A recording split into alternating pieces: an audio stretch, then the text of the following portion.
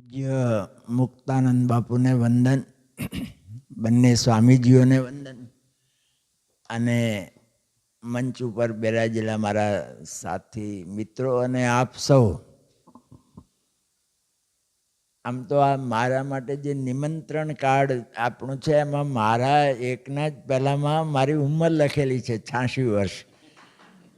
એટલે કદાચ શ્રોતાઓને આશ્વાસન આપવા માટે કે આ બોલી બોલીને કેટલુંક બોલશે,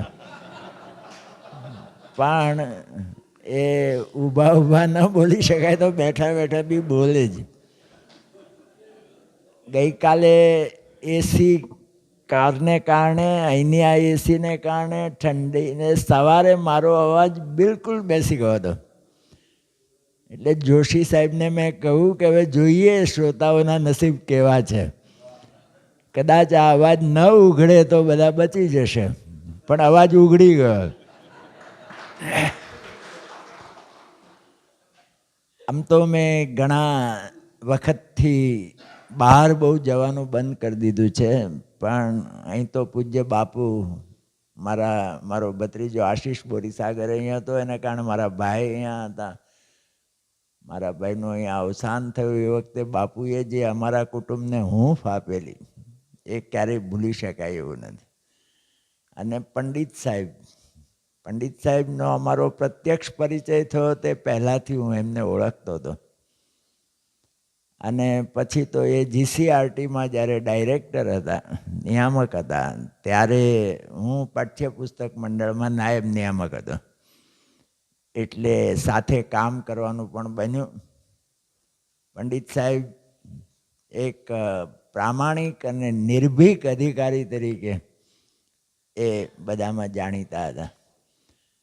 એમનો ફોન આવ્યો, હું ટાળી ન શક્યો, ના ન કહી શક્યો, એટલે આજે ઉપસ્થિત થયો છું. પણ મેં જોશી સાહેબને કહ્યું કે કેટલો સમય બોલવાનો, કારણ કે ઘણું મોડું થયું છે, પૂજ્ય બાપુને પણ આપણે સાંભળવાના છે. એમણે 20-25 મિનિટ કહ્યું છે. આમ કહેવામાં જોખમ હશે. એક વક્તાને એવું કહ્યું કે 20-25 મિનિટ એને સરવાળો કરીને 45 મિનિટ બોલે. એટલે હું એવો સરવાળો તો નહીં કરું, પણ એક સરસ કામ કરી રહ્યો છું હું. કાલે રાતના મેં જોયું, સાંભળ્યા બધાને, એક સરસ કામ થઈ રહ્યું છે. અને પૂજ્ય બાપુએ જે આ શિક્ષણ યજ્ઞ માંડ્યો છે, અને એમાં પંડિત સાહેબને ભરાડ સાહેબ જેવા અધ્વર્યુઓ યજ્ઞના, એને કારણે આ યજ્ઞનો પ્રકાશ અને એના આંદોલનો એ પહોંચશે જ. પણ આજે આ માતૃભાષા માટે આપણે ભેગા થયા છીએ ત્યારે કેટલીક વાત, કેટલાક મુદ્દાઓ એ મારે કહેવાના છે. આમ તો ગુજરાતીમાં એક કહેવત છે કે કપાળે કપાળે સૌની જુદી મતી. એ કહેવતમાં સુધારો પણ થયો છે કે કપાળે કપાળે સૌની જુદી મતી, પણ 12 વાગ્યે સૌની એક જ મતી. આ એક મતીનો સમય વીતી રહ્યો છે, એ પણ હું ધ્યાનમાં રાખવા પ્રયત્ન કરીશ. આપણા એક બહુ મોટા સર્જક ને વિવેચક થઈ ગયા, એનું નામ હતું સુરેશ જોશી. એ સુરેશ જોશીએ 7મા દાયકામાં એમ કહેલું કે ગુજરાતી નવલકથાનો નાભિશ્વાસ ચાલી રહ્યો છે, એવું નિરાશ થઈને કહેલું. આજે સુરેશ જોશી હોત તો એમને એમ કહેવાનું પ્રાપ્ત થાત કે માત્ર નવલકથાનો નાભિશ્વાસ ચાલી રહ્યો નથી, સમગ્ર માતૃભાષાનો નાભિશ્વાસ ચાલી રહ્યો છે. એ સ્થિતિમાં આપણી માતૃભાષા મુકાય છે, અને એને બચાવવા માટે થઈને અથવા માતૃભાષાને ઉગારવા માટે જે બધાનો પ્રયત્ન હોવો જોઈએ, પણ તમે શિક્ષકો એ વધારે સારું કરી શકો.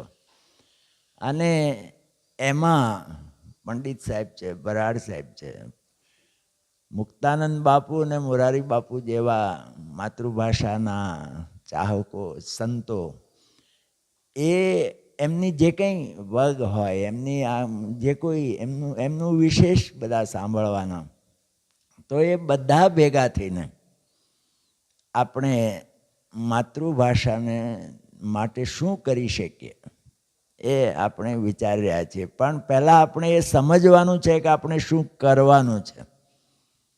એ મુખ્ય વાત એ પણ સમજવાની છે. અત્યારે તમે જુઓ કે માતૃભાષાના શિક્ષણની શી સ્થિતિ છે. 10મા ધોરણમાં 1,00,000-1.5 લાખ વિદ્યાર્થીઓ વર્ષોથી નાપાસ થાય છે. 10 ધોરણ સુધી ગુજરાતી ફરજિયાત છે, એટલે એ વિષયમાં નાપાસ થાય છે, એટલે એ સમગ્ર એનું આખું વર્ષ બગડે છે. હવે તમે વિચાર કરો કે પહેલા ધોરણમાં બાળક દાખલ થાય ને 10મા ધોરણ સુધી એ ભણે, 10 વર્ષ ભણે, અને 10 વર્ષ પછી એ 35 માર્ક પણ ન લાવી શકે પોતાની ભાષામાં. આ કરુણતા, જાણે હવે આપણે છે ને થોડા કરુણતા પ્રૂફ થતા જઈએ છીએ, એટલે આપણને આમ બહુ પછી અડતું નથી. થોડીક વાર આ પરિણામ છાપામાં આવે ને થોડા ટીકા ટિપ્પણ થાય ત્યારે આપણે જરા હલબલીએ, પાછું એનું એ. તો આ સ્થિતિમાં માતૃભાષાને આપણે બચાવવા માટે શું શું કરવાનું છે? પહેલાં તો એક પહેલી વાત, તમે શિક્ષકો છો અને એમાં જે પ્રાથમિક શાળામાં 8 ધોરણ સુધી જે ભણાવે છે એ શિક્ષકોએ એક વાત એ સમજવાની છે, જે ઘણા ખરા શિક્ષકોના ખ્યાલમાં નથી. તમે તો બધા સતત વિચારનારા ને એવા છો એટલે તમને ખ્યાલમાં હશે, પણ મેં જોયું છે કે ઘણા ખરાના ખ્યાલમાં નથી. એ છે કે જેને આપણે માતૃભાષા કહીએ છીએ એ માન્ય ભાષા છે. જે માતૃભાષા છે એ તો બાળકની માતૃબોલી, એ એની માતૃભાષા છે. બાળક જે ઘરમાંથી આસપાસમાંથી જે બોલતા શીખે અને જે બોલે એ એની માતૃભાષા છે. મધર ટંગ કહેવાય છે. કોઈ જગ્યાએ દુનિયામાં ક્યાંય પણ માતૃભાષા એ આપણે આમ શબ્દ બનાવ્યો છે, પણ મધર ટંગનું એ ગુજરાતી છે, એટલે બોલીનું. કેળવણી પરિષદ, ગુજરાતી કેળવણી પરિષદનું શિક્ષણ સત્ર હતું ત્યાં મહુવામાં, ત્યારે એક શિક્ષકે પ્રશ્નોત્તરીના ગાળામાં એક શિક્ષકે મને પૂછ્યું કે વિદ્યાર્થી આવે છે ને વર્ગમાં તો એ અશુદ્ધ ગુજરાતી બોલે છે, તો મારે શું કરવું? એમ કે એમણે દાખલા આપ્યા.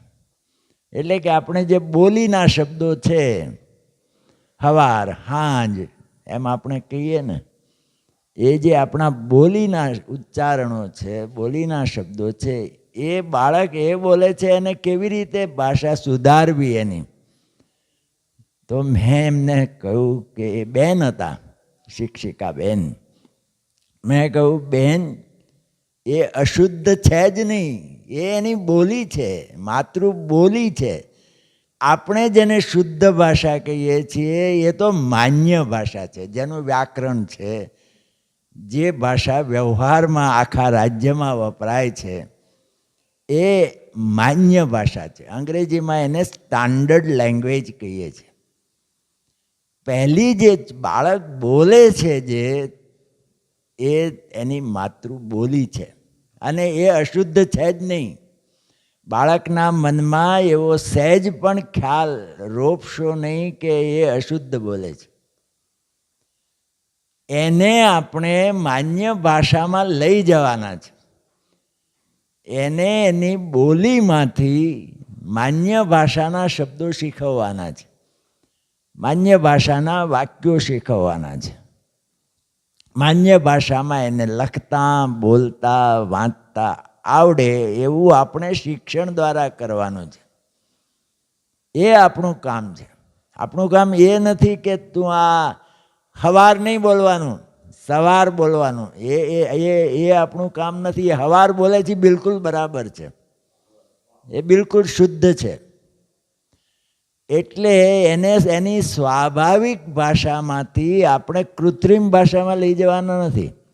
પણ આપણું શિક્ષણ આપણે એવી રીતે ગોઠવવાનું છે કે એ સમજતો થાય કે આ જે ભાષા હું શીખી રહ્યો છું એ માન્ય ભાષા છે અને એનું વ્યાકરણ છે, વ્યવહારમાં એ વપરાય છે, એ મારે શીખવી જ જોઈએ.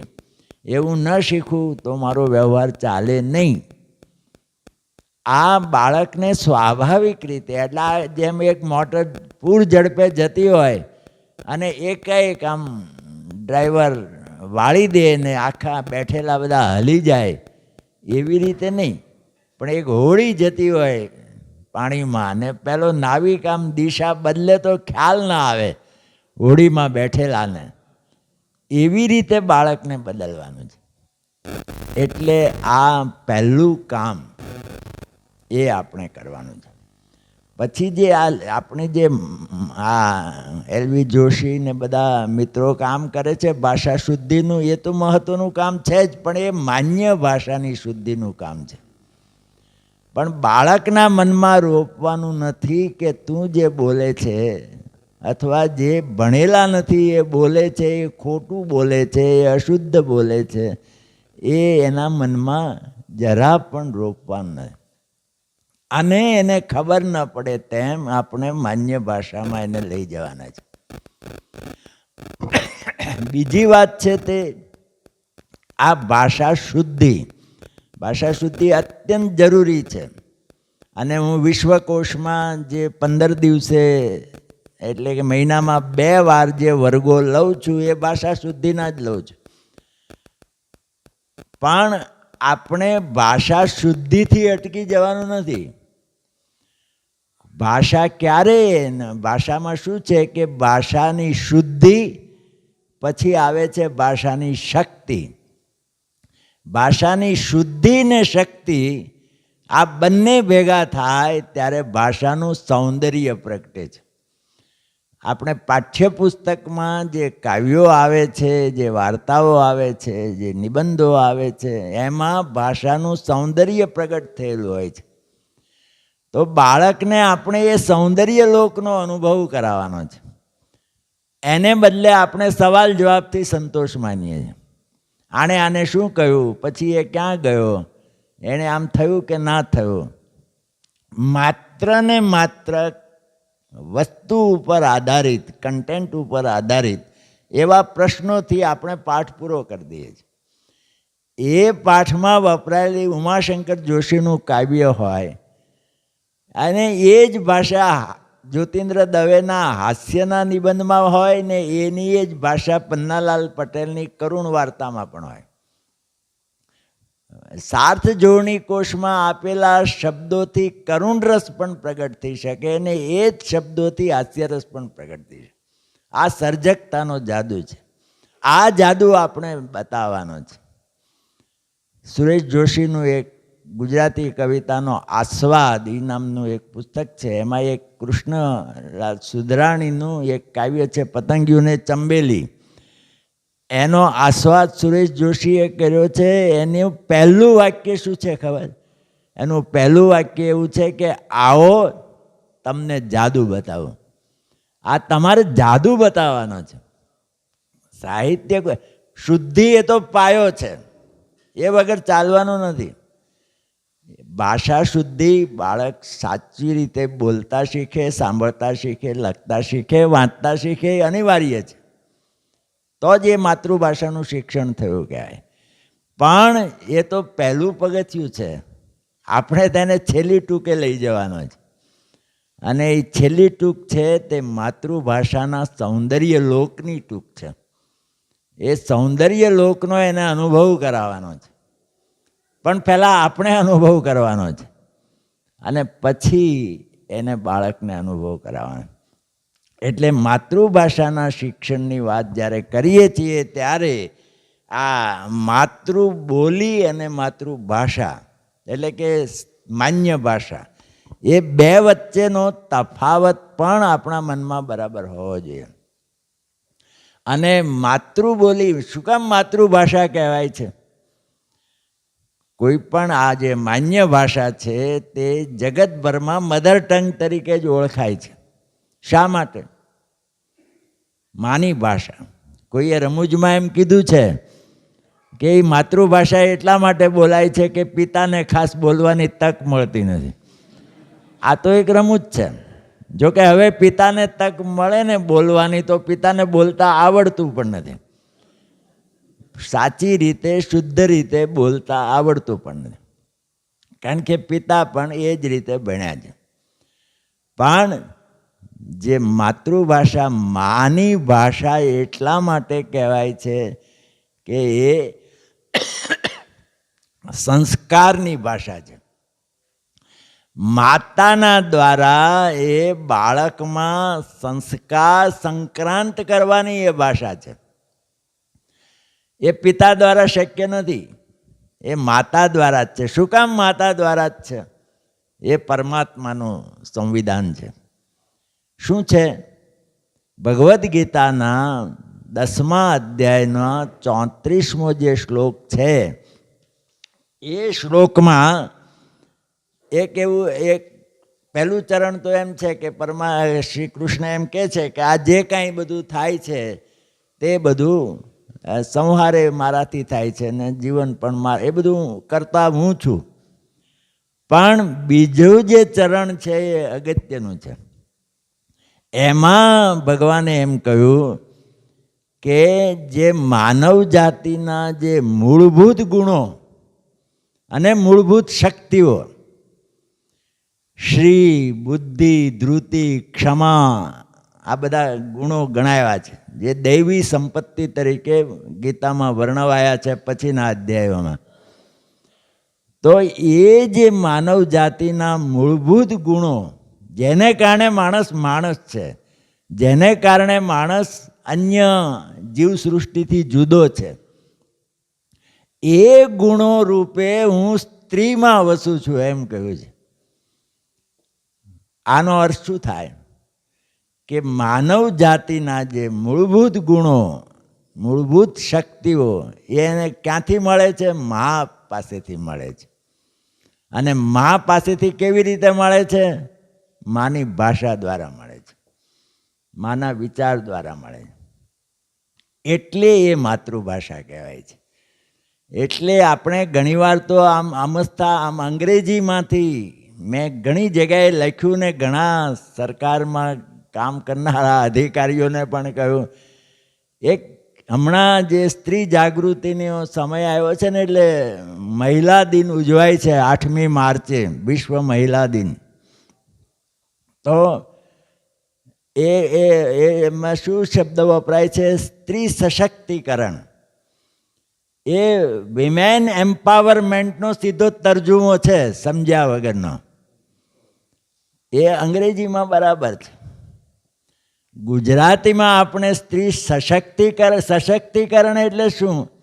જે અશક્ત છે એને સશક્ત કરવું, એનું નામ સશક્તિકરણ. એ સંસ્કૃતમાં ચ્વી રૂપનો પ્રયોગ છે. તો હવે જે દેશમાં સ્ત્રી શક્તિ રૂપે પૂજાય છે, ક્યાંય આ જોયું નથી. માતાજી શક્તિ રૂપે જે દેશમાં સ્ત્રી પૂજાય છે એને સશક્ત કરવાના આપણે પ્રયત્નો કરવાની વાત કરીએ છીએ. એટલે મેં હમણાં જ એક મેગેઝિનમાં લેખ કર્યો, એમાં લખ્યું સાચો શબ્દ સ્ત્રી સશક્તિકરણ નથી, સ્ત્રી શક્તિ જાગૃતિકરણ છે. સ્ત્રીની શક્તિ જે કુંઠિત થઈ ગઈ છે, જમાનાઓથી કુંઠિત કરી દેવામાં આવી છે, એ શક્તિને તમારે જાગૃત કરવાની. કારણ કે એની આ જવાબદારી છે કે ઘડતરનું કામ આ કરે, માં કરે. અને આપણે જાણીએ છીએ કે આમ આપણા કેટલાક કાવ્યો, કેટલીક વાર્તાઓ, માં આ કામ કરતી હતી.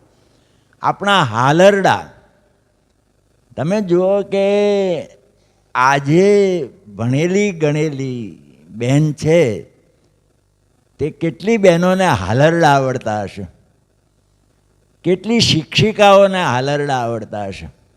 એણે હાલરડા ગાવાના નથી, બરાબર છે, પણ હાલરડા એ બહુ મોટી સંપત્તિ હતી આપણી પાસે.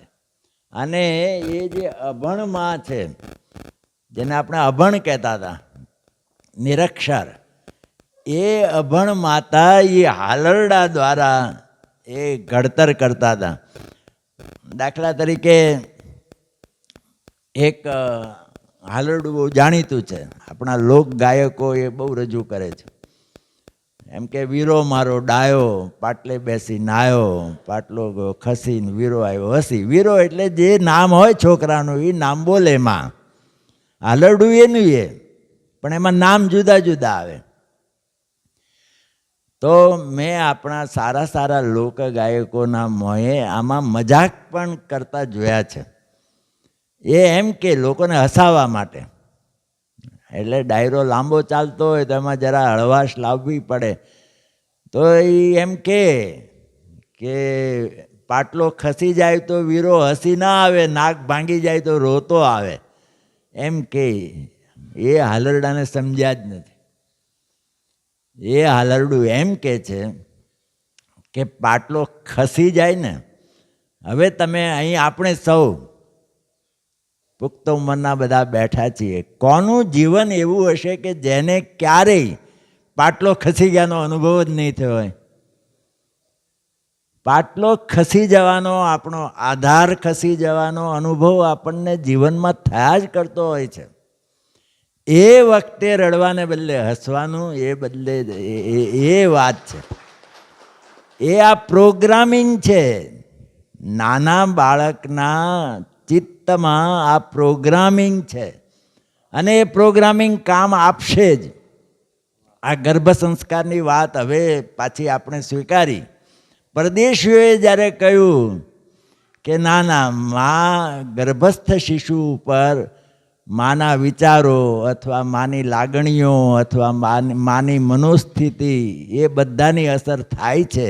આપણે અભિમન્યુની વાતને તો વાર્તા કહીને હસી કાઢી કે આ તો ઠીક છે, વાર્તા છે, પણ આ લોકોએ પ્રયોગ કરીને કર્યું ને હવે આપણે ત્યાં પણ આ સ્વીકારાયો છે. જોશી સાહેબ કાલે જ કહેતા હતા, ચિલ્ડ્રન યુનિવર્સિટી દ્વારા પણ આના પ્રયોગો થાય છે ને થયા છે. તો આ જે વાત છે, માં પ્રોગ્રામિંગ કરે. બીજું, અત્યારે તમે જુઓ કે પ્રેરણાત્મક પ્રવચનો એ બધા આજે બહુ જ ચાલે છે. પ્રેરણાત્મક પુસ્તકો, પ્રેરણાત્મક લેખો, અને એમાં સામાન્ય રીતે એક જે બધા પ્રેરણાત્મક પ્રવચનકારો અને લેખકો છે એમાં એક વાત સામાન્ય છે. કઈ? કે ઊંચું સપનું જુઓ, ઊંચું સપનું જુઓ અને એને પાર પાડવા મહેનત કરો, પાર પડશે જ. તમારું અજાગ્રત મન એ રીતે કેળવાશે વગેરે.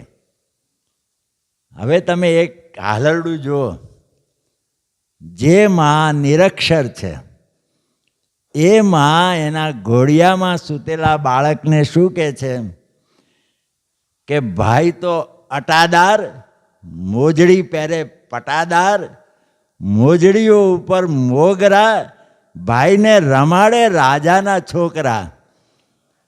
જે કદાચી માતાના ખોરડા ઉપર નળિયાના જોગવાઈ નહીં હોય, પણ છોકરાના મનમાં થિંક બિગ. તારે તો આજે ભલે મારી દશા આ છે ને તારી દશા આ છે, પણ તારે રાજાના છોકરા રમાડે એવા મહાન થવાનું છે. અને પછી કહે છે ભાઈ તો રાજા ભોજ, ભાઈને બારણે હાથી ઘોડાનો ફોજ. હવે ભાઈને રાજા ભોજ સાથે સરખાયો. તો આ જે વાત છે, થિંક બિગ, બરાબર છે વાત, પણ એક વાત મોટા ભાગના કહેતા નથી આપણી સંસ્કૃતિમાં. આ વાત કે છે થિંક બિગ, પણ પહેલું એનો આગળ શું છે ખબર છે? Think right. સાચું સપનું જુઓ બરાબર છે, પણ સત્યના માર્ગે. અશુદ્ધ સાધનથી નહીં. કાલે જ પંડિત સાહેબ કહેતા હતા, મેં એમને કહ્યું કે તમે આમ બહુ નિર્ભીક તો કે આપણે તો સત્યની રજૂઆત કરવાની છે અને સત્યની શક્તિ છે. તો આ think right and then think big, પછી જ મોટું જો. અને છેલ્લે આ તો બહુ જ પ્રસિદ્ધ કાવ્ય છે, પાઠ્યપુસ્તકમાં પણ આવે છે. પણ તમે જુઓ કે એક માં એના બાળકને એ મોટું થાય ત્યારે એણે જે ધર્મ બજાવવાનો છે, જે કર્તવ્ય કરવાનું છે, એ કર્તવ્ય કરવા માટે એના બાળકને કેવી રીતે તૈયાર કરે છે. એ શિવાજીનું હાલરડું મોટાભાગના આપણા બધા જ પેલા કસુંબીનો રંગ અને આ શિવાજીનું હાલરડું એ આપણા લોકગાયકો બહુ સરસ રીતે રજૂ કરે છે.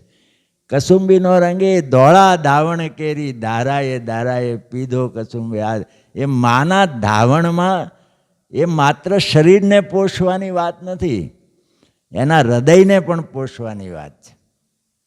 એટલે એ કસુંબીનો રંગ એટલે ત્યાગનો, બલિદાનનો, પ્રેમનો એ રંગ.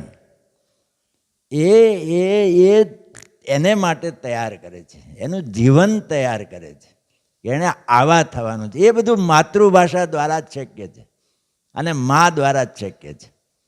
મોટાભાગના મહાપુરુષોની આત્મકથા તમે વાંચો, ગાંધીજી હોય કે ગોપાલ કૃષ્ણ ગોખલે હોય, મારી સફળતાનો યશ મારી માને ઘટે છે એમ મોટાભાગના એ લખ્યું છે. એનું કારણ આ છે કે મા દ્વારા, માની ચેતનામાંથી બાળકની ચેતનામાં ગર્ભમાં હોય છે ત્યારથી એ આ જાય. આ માની મોટી જવાબદારી છે. અને એને માટે થઈને એ માતા ભણતી હોય કે પિતા ભણતો હોય, એ માતૃભાષા બરાબર સમજે, માતૃભાષાનું સાહિત્ય બરાબર ગ્રહણ કરે અને માતૃભાષા શું છે અને માતૃભાષાની તાકાત શું છે. કોઈ એમ સમજતું હોય ને, આ કોઈ પણ ભારતીય ભાષા કે કોઈ પણ વિદેશી ભાષા અને ગુજરાતી ભાષા, નવલરામે કેટલા વર્ષો પહેલાં, નવલરામ આપણા મોટા વિવેચક થઈ ગયા, અને કેટલા વર્ષો પહેલાં લખ્યું છે કે કોઈ પણ ભાવ, કોઈ પણ લાગણી એ વ્યક્ત કરવાની ગુજરાતીમાં શક્તિ છે. તમને આવડે નહીં એટલે પછી તમે વ્યક્ત ના કરી શકો તો ગુજરાતીનો વાંક કાઢો કે આ તો શુશા પૈસા ચાર છે એવું કહો. ભાષામાં તો તાકાત છે, તમે એ તાકાતનો ઉપયોગ કરવાની તમારામાં સર્જકતા જોઈએ. તો એ હાલરડામાં આ એટલે શિવાજીનું હાલરડુંમાં કહે છે માં કે પેટમાં પોઢીને સાંભળી તી બાળે રામ લક્ષ્મણની વાત, માતાજીના મુખ જેદીથી ઉડી એની ઊંઘ તેદીથી. શિવાજી ઘોડિયામાં સૂતા છે, પણ એને ખબર છે માને કે એણે ધર્મની રક્ષા કરવા માટે એણે મોટા થવાનું છે. કારભાર ભોગવવા માટે મોટા નથી થવાનું. એણે ધર્મની રક્ષા કરવા માટે, સનાતન ધર્મની રક્ષા કરવા માટે એણે, એના ઉપર અત્યારે ભય જજુમી રહ્યો છે, એને માટે એણે તૈયાર થવાનું છે. અને એ શિવાજીના મનમાં, એ નાના બાળકના મનમાં મા પહેલેથી રોપે છે. અને પછી કહે છે કે ઘૂઘરા ધાવણી પોપટ લાકડી ફેરવી લેજો આજ, કાલે તારે હાથ રહેવાની રાતી બંબોળ ભવાની. એ આમ બરાબર, એને અત્યારે બરાબર છે આ રમકડા, પણ પછી એણે ધારણ કરવાની છે ભવાની તલવાર ધારણ કરવાની. તો માં જાણે છે કે એનું પરિણામ શું આવે. તો આ કઈ માં, તમે જુઓ કે કઈ માં, જે માં આ કહી શકે એના નાના બાળકને, એ માની વીરતા કેટલી હશે, એ માની ધર્મભક્તિ કેટલી હશે, એ માની તાકાત કેટલી હશે, એ કહે છે કે આજ માતા દેતી પાથરી રૂડા ફૂલડા કેરી સેજ, કાલે તારી વીર પથારી પાથરશે વિષ ભુજાળી. આ માં હજી તો ઘોડિયામાં સૂતેલા બાળકને એના ભવિષ્ય માટે કહે છે કે કાલે આવું થવાનું છે, હું રાજી ખુશીથી એ તને એ કરવા દઈશ. તો આ માં સંસ્કાર આપે છે. ને આજે જે તકલીફ થઈ છે તે એ થઈ છે કે આજની મોડર્ન મમ્મીઓ એ બાળકને, પોતાના બાળકને અંગ્રેજી માધ્યમમાં દાખલ કરવા માટે, મેં મોટા ભાગનાની યારે વાત કરી છે ને કે હું તો સમજુ છું પણ આ નથી સમજતી, અને એને કોઈ સમજાવી શકે એવું હોતું નથી.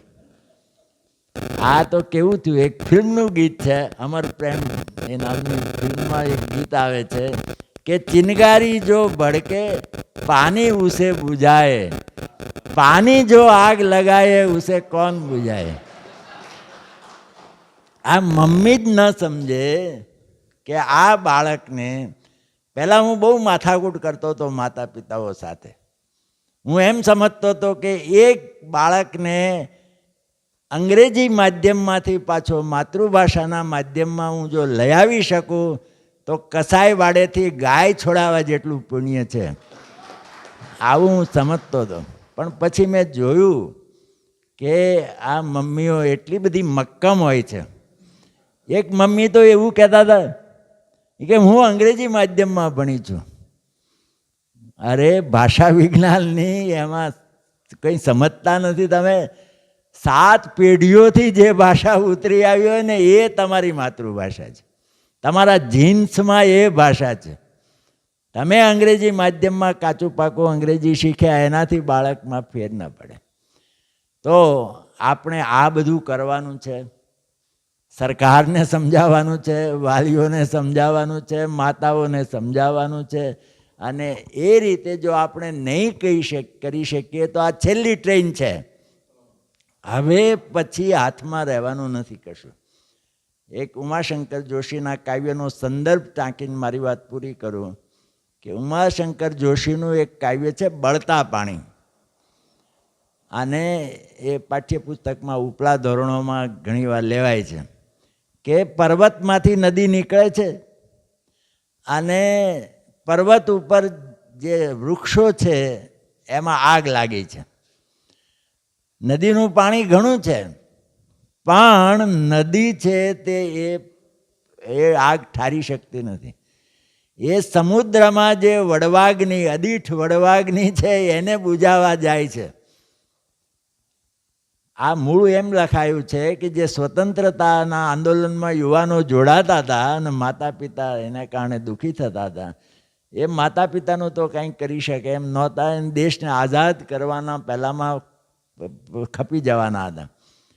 પછી કવિ કહે છે કે સમુદ્રમાં ક્યારેક એના વાદળા બંધાશે, એ વાદળા ફરતા ફરતા આ પર્વત ઉપર આવશે અને આ વરસશે ને આગ બુઝાશે. પછી એક છેલ્લો માર્મિક સવાલ કવિ કરે છે જે અહીંયા પ્રસ્તુત છે. કવિ પૂછે છે કે અરે એ તે ક્યારે ભસ્મ સૌ થઈ જાય પછીથી, બધું ભસ્મીભૂત થાય પછી થાય તો શું, આ અત્યારે બધું ભસ્મ થવાની તૈયારીમાં છે. જેનાથી જેટલું બુઝાવી શકાય એટલું બુઝાવો, ને એમાં સૌથી વધારે જવાબદારી શિક્ષકોની છે. અને એ શિક્ષકો ધારે તો ઘણું કરી શકે એમ છે. એટલે આપણે આ જે તમે મંથન કરી રહ્યા છો, જે કામ કરી રહ્યા છો, એને માટે તમને ખરેખર અભિનંદન. અને તમને કામમાં પ્રેરી રહ્યા છે. એમાં ચાપડા જેવી એક સંસ્થા, ધર્મની સંસ્થા, અને મુક્તાનંદ બાપુ એટલે આમ માત્ર પહેલાં આખી કેટલી બધી સામાજિક પ્રતિબદ્ધતા, કેટલા બધા સમાજના પ્રશ્નોમાં એ રસ લે ને કેવી રીતે કરે. આ મેં વાંચ્યું કે મિઝોરમના ને એના બાળકો અહીંયા ધરતીકંપ કચ્છમાં થાય તો એના, એટલે આ જે બધું તમને એનો લાભ મળે છે અને બાપુના આશીર્વાદ છે. તો આપણે આ માતૃભાષાનો નાભિશ્વાસ ચાલી રહ્યો છે એમાંથી ફરી પાછળ માતૃભાષા એનું આરોગ્ય પ્રાપ્ત કરે અને એને કારણે આપણું જીવન સમૃદ્ધ બને એવી આશા સાથે વિરમું છું. ભાષા સૌંદર્યની વ્યાખ્યા કરવાની જરૂર ન પડી, એના આપણે અનુભવ અને અનુભૂતિ બંને, આમ તો શબ્દો જુદા, બંનેમાંથી આપણે પસાર થયા. એટલે માની તાકાત આપણા ઉછેરથી લઈને, આપણા ઉત્સાહથી લઈને અહીં સુધી આપણે પહોંચ્યા છીએ, ત્યારે શિક્ષક આના માટેની જવાબદારી આપણી છે. ત્યારે એ પણ પાછા આપણે તો ખાલી શિક્ષક નથી, ભરેલા શિક્ષક છીએ. એટલે એ વિશેષ જવાબદારી સાથે બંને વક્તાઓના વિષય જુદા છતાં બંને પારસ્પરિક પૂરક વિષયો સાથેની વાત મુકાય ત્યારે વંદન સાથે ખૂબ તાળીઓથી બંને વક્તાશ્રીઓને વધાવીએ. વંદન સાથે માનનીય પંડિત સાહેબને વિનંતી.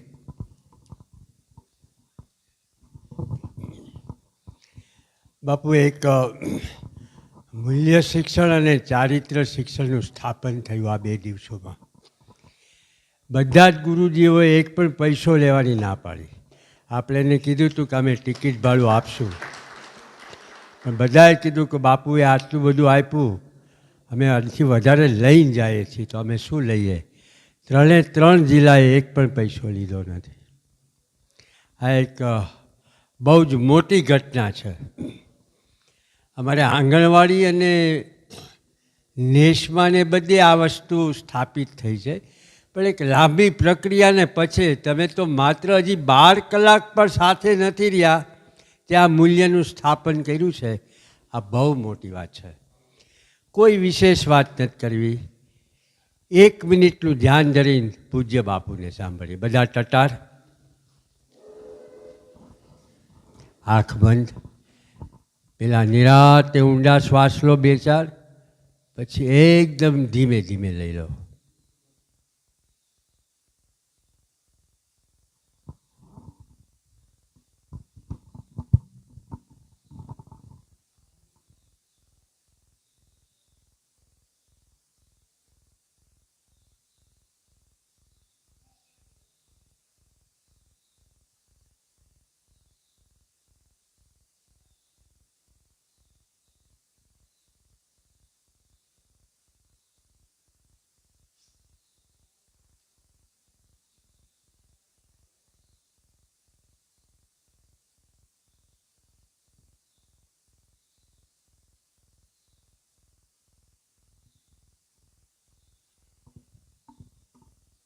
ઓમ શાંતિ શાંતિ શાંતિ.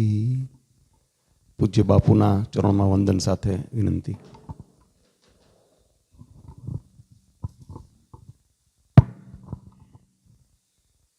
ભાઈ શ્રી રતિભાઈ બોરીસાગર સાહેબે ખૂબ સરસ મજાની વાત ભાષા ઉપર પ્રકાશ પાડ્યો. માતૃભાષા શું કહેવાય અને માન્ય ભાષા શું કહેવાય, બહુ સરસ આપણને સમજાયું. અરુણભાઈ પણ બહુ સરસ બધી વાતો કરી. સંવેદના વગર ન શિક્ષણ હોઈ શકે, સંવેદના વગર ન આધ્યાત્મિકતા હોઈ શકે. અને જ્યારે સંવેદનાની જ વાત છે તો આપ બધા ભરેલા છો. અમારે મેસિયાભાઈએ કીધું એમ, ભરેલો છે એ બીજાને કંઈક આપી શકે. તો મને લાગે છે કાલે જે વાત કરી હતી એ દોહરાવું છું કે આપ બધા સાથે મળીને 6 મહિને કે એકાદ વખત એકત્ર થાવ અને આપના અનુભવને આધારે અવારનવાર સરકારને રજૂઆત કરો.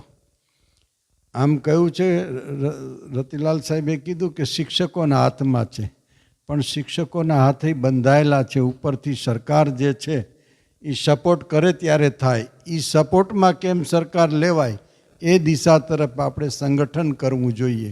અને સંવેદનાશીલ જે છે શિક્ષણ કેમ પ્રાપ્ત થાય, અને જો સંવેદનાશીલ શિક્ષણ પ્રાપ્ત થાય તો એમાંથી કરુણા ઉત્પન્ન થશે. કરુણા ઉત્પન્ન થશે તો એમાંથી દયા ઉત્પન્ન થશે.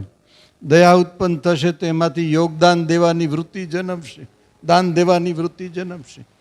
તો શું યોગદાન દેવું છે? આ જે ભાર સાથે ભણતર છે એનો ભાર હળવો કરો. માતૃભાષા જે જોખમમાં છે એ માતૃભાષાને જે છે કેમ સાચવી રાખીએ અને કેમ માનવ જાતિ ઉપર એટલે કે મૂળ ગુજરાતી ઉપર કેમ એનો પ્રભાવ પડે. એ ઉપરાંત આપણે જો બધા સાથે મળીને પ્રયત્ન કરશું તો મને લાગે કોઈ મુશ્કેલ નથી. બહુ સરસ વાતો અહીંયા થઈ. બીજી વાત છે, આપણા અંતર્મનમાં ઉતરી ગયેલી વસ્તુ જે છે એ ખરેખર સફળ થાય જ છે અંતર્મનમાં ઉતરી જાય તો. અને આજે આ વાતો બધી થઈ ત્યારે એમ થાય કે સારું થયું હું ઓપન યુનિવર્સિટીનો વિદ્યાર્થી રહ્યો અને હું ભણવા ન ગયો અને મને કોલેજ જવાનું કે યુનિવર્સિટીમાં ન સૂઝ્યું. એ મારા સદભાગ્ય, ખરેખર એ મારા સદભાગ્ય. આપણને એમ થાય કેમ, ત્યારે મારા ગુરુજીએ મને એમ કીધું હતું કે તમને હવે શાળાએ નથી મોકલવા, તમને મારે હવે એવી ભાષા શીખવાડવી છે, પ્રકૃતિની ભાષા શીખવાડવી છે. અને એ મારા આંતરમનની અંદર કેમ વાત ઉતરે એટલે ચિત્ર બનાવવાનું કહેતા, માનસિક ચિત્ર બનાવવા અને વિશાળ બનો.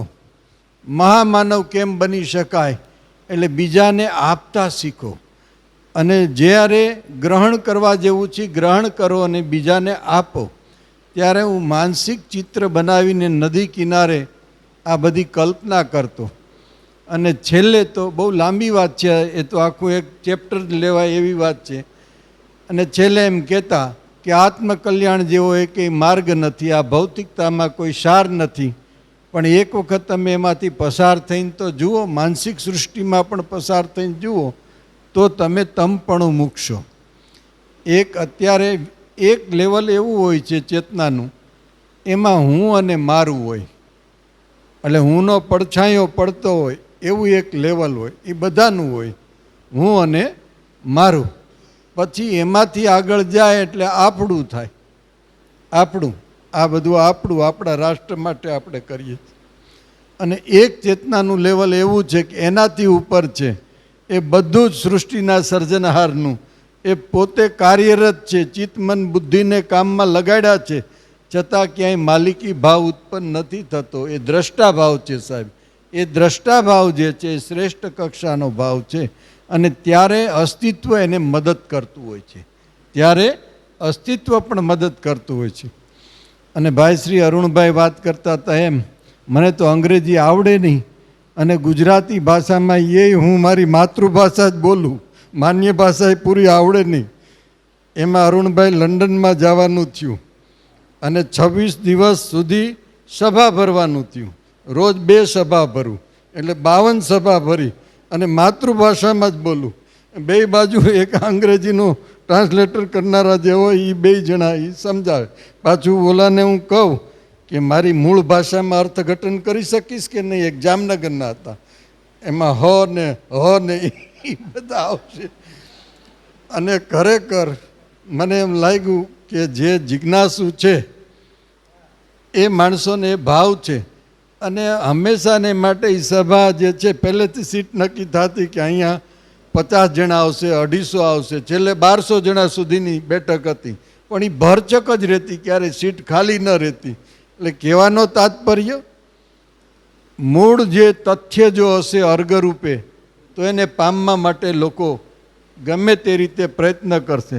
અને હમણાં જાપાન ગયો તો, હવે તો મશીન આવી ગયું છે અરુણભાઈ, હું ગુજરાતીમાં બોલું ને એ જાપાનીઝ ભાષામાં બોલે, કારણ કે જાપાનીઝ લોકો છે એ હિન્દી અંગ્રેજી બોલતા જ નથી, બહુ ઓછું જૂજ, પણ એની ભાષા જે છે એ જ બોલે છે. એટલે માતૃભાષાને બચાવવી એ બહુ જરૂરી છે. માતૃભાષાનો પ્રચાર કેમ થાય, કેમ એનો ફેલાવો થાય, એ આપણે પ્રયત્નશીલ રહેવું જોઈએ. સાથે સાથે આ જે બાળકોની અંદર જે સ્કિલ ડેવલપ થવી જોઈએ અને એને બદલે એને આપણે બધાને દોડાવીએ છીએ કોલેજ સુધી, ડિગ્રી કોલેજ સુધી, એ કારણ વગરના દોડાવા જેવું છે.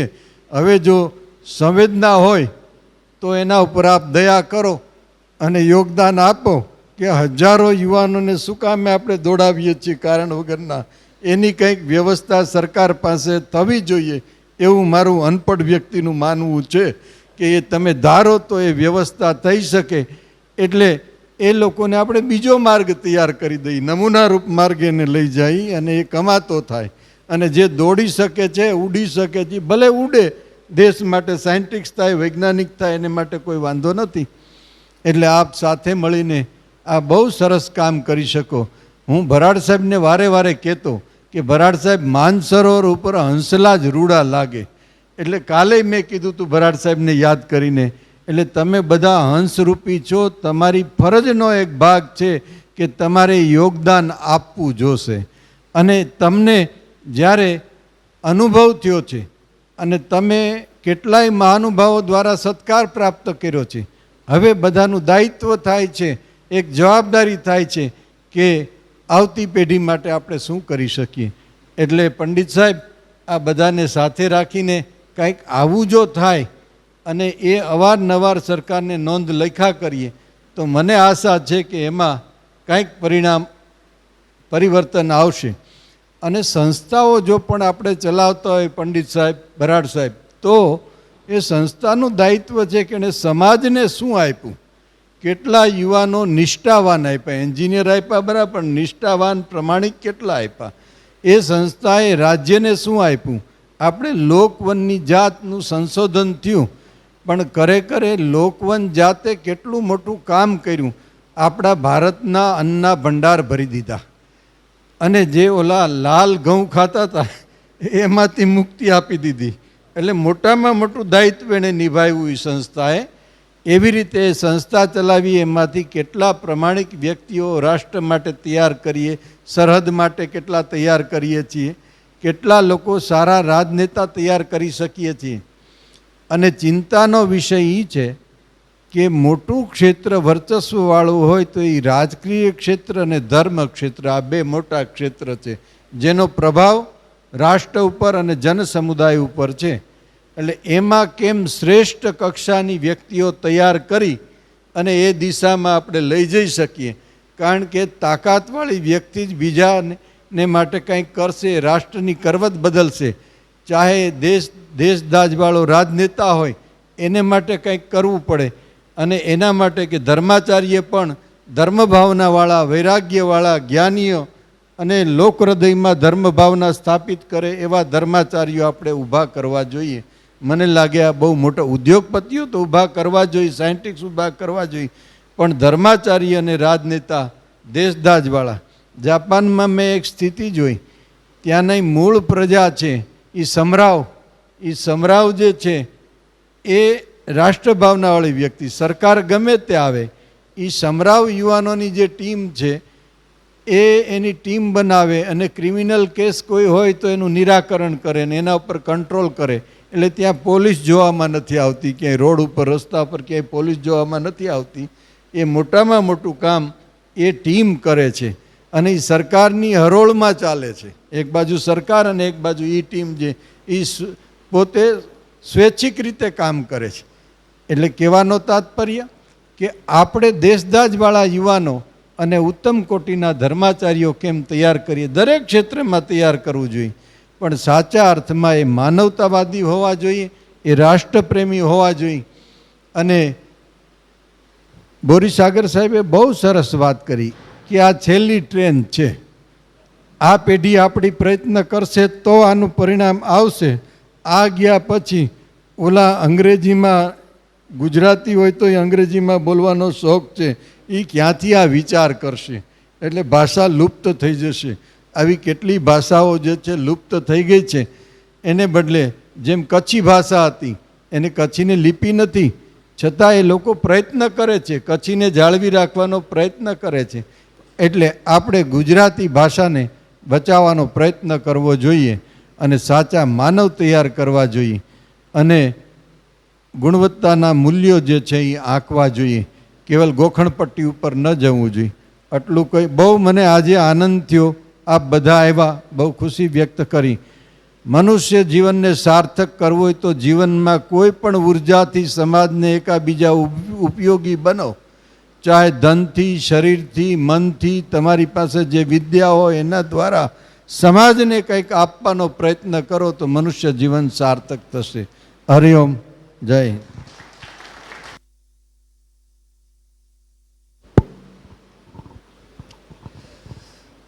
આચરણ એ જ ઉપદેશ એ બાપુમાંથી શીખવા જેવી વસ્તુ છે. અને એમની ઉપસ્થિતિ છે ત્યારે જેને કહેવાય ને કે આમ સંવિધાનને ફોટો લઈને સંકલ્પ એવું નહીં, પણ એક આત્મિક માનસિક સંકલ્પ આપણે સંત ચરણની અને સંત તુલ્ય મહાનુભાવોની ઉપસ્થિતિ છે ત્યારે મનોમન એક આત્મિક સંકલ્પ લઈએ કે હું જ્યાં છું ત્યાં અને મારી જેટલી શક્તિ છે ત્યાં હું આ માતૃભાષાના વાસ્તવિક વૈજ્ઞાનિક વિચાર અને યોગ્ય પરીક્ષા પદ્ધતિના 360 ડિગ્રી ઇવોલ્યુશનની સાચી વાત સમજીશ અને સમજાવીશ. આવા એક આત્મિક માનસિક સંકલ્પ સાથે સંકલ્પની સાથોસાથ સ્મૃતિનું પણ મહત્ત્વ છે. એટલે આ એક જે રિવોર્ડ સમારંભ છે, આ એવોર્ડ સમારંભ નહીં, એવોર્ડી શિક્ષકો માટેના આ રિવોર્ડ સમારંભના ઔપચારિક સમાપન અને આત્મીય શુભારંભના કાર્યક્રમમાં અમરેલીથી પ્રારંભ કરી અમરેલીના બધા જ મિત્રો છે એ સ્ટેજ પર આવશે અને સ્ટેજની બિલકુલ પાછળ સંત ચરણ અને મહાનુભાવોની ઉપસ્થિતિ સાથે અહીંયા એમનો ફોટોગ્રાફ્સ લેવાશે અને એ ઓફિશિયલ ફોટોગ્રાફ્સ અહીંયા સંસ્થા દ્વારા જ આપવામાં આવશે. એટલે તમારા મોબાઈલની ચિંતા ન કરતા ભેગો લઈને જ આવજો. તમારો મોબાઈલ બીજાને ન આપશો પાડવા માટે. અહીંથી એક સરસ ફોટોગ્રાફ વંદનની પરંપરા પ્રકાશભાઈ પછી રાખીએ છીએ સમય માટે, બિલકુલ બધા પાછળ આવશે. આજના આ કાર્યક્રમમાં સરસ સ્મૃતિપત્ર, પક્ષીનો માળો, સરસ મજાની કીટ સાથેનું આખું જ કેસુડાના સાબુનો જે ઉપક્રમ છે એ તમારા સુધી પહોંચવાનો છે. સરસ મજાનો ખાદીનો રૂમાલ છે, અલભ્ય વસ્તુઓ સાથેનો સંગ્રહ આપ જ્યારે નીચે આવશો ત્યારે અહીંથી તમને પ્રાપ્ત થશે. બેનથી શરૂ કરીએ, પૂજ્ય બાપુ પાસેથી માળા ગ્રહણ કરતા જઈશું અને આ તરફ નીચે ઉતરશું. અહીંયા તમને કીટ આપતા જઈશું વંદન સાથે. આવો, આવતા જાવ એક એક એક. તરુણભાઈ તમે આ બાજુ આવી, આ બાજુથી ઉતરતા જઈશું.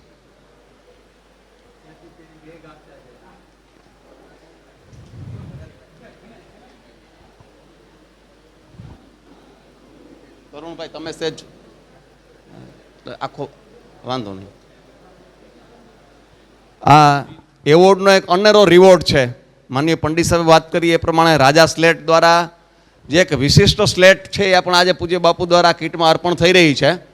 એક જુદી માટીની પાટી કે જે નેસના બાળકો માટે થઈને રચવામાં વિશિષ્ટ રીતે આવી છે અને આ વિશિષ્ટ સ્લેટની અંદર અંક જ્ઞાન, અક્ષર જ્ઞાન સહિતની વિવિધ પ્રવૃત્તિઓ કરી શકો એવું જે પ્રદર્શન જે સ્લેટનું જોયું હતું તમે, એ સ્લેટ પણ જે રાજા સ્લેટ દ્વારા આખો એક ઇનોવેટિવ પ્રોગ્રામ આમાં થયેલો છે, એ સ્લેટ પણ આમાં સાથોસાથ કીટમાં આપણે એવોર્ડી શિક્ષકને રિવોર્ડ સ્વરૂપે આપતા જઈએ છીએ.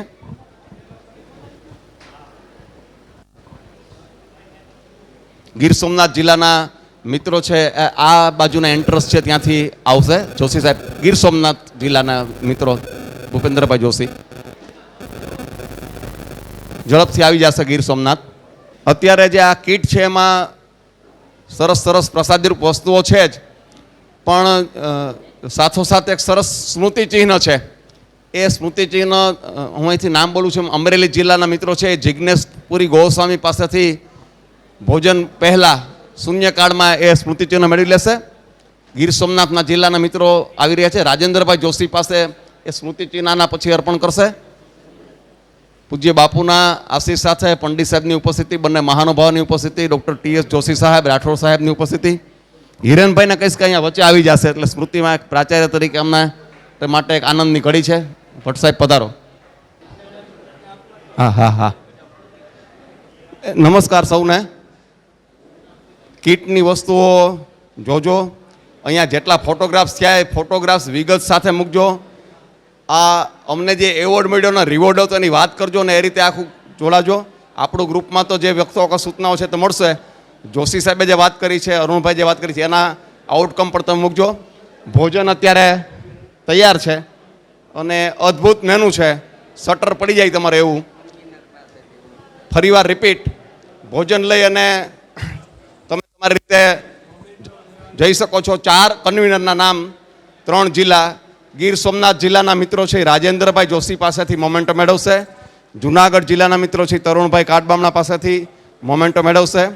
અને અમરેલી જિલ્લાના મિત્રો છે જિજ્ઞેશભાઈ ગોસ્વામી પાસેથી એના મોમેન્ટો મેળવી અને પછી જ ભોજન તરફ જાય. હરિઓમ.